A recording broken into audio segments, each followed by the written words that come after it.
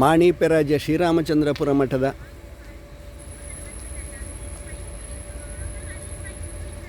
ಪುಣರ್ಪುಳಿ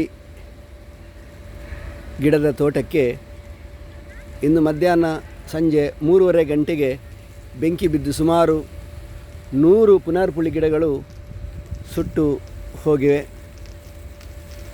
ಬಂಟ್ವಾಳದ fire ಸರ್ವಿಸಿನವರು ಬಂದು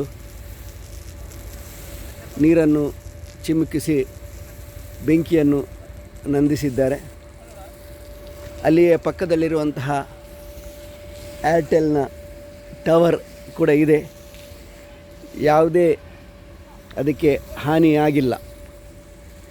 ತಕ್ಷಣ ಅಲ್ಲಿ ಫೈರ್ ಸರ್ವಿಸ್ನವರು ಬಂದು ಅದನ್ನು ನಂದಿಸಿರುವುದರಿಂದ ಹೆಚ್ಚಿನ ಯಾವುದೇ ತೊಂದರೆ ಆಗಿಲ್ಲ. ಸುತ್ತಮುತ್ತಲೆಲ್ಲ ಮನೆಗಳು ಇದ್ದವು, ಆದರೂ ಏನು ಹಾನಿಯಾಗಿಲ್ಲ.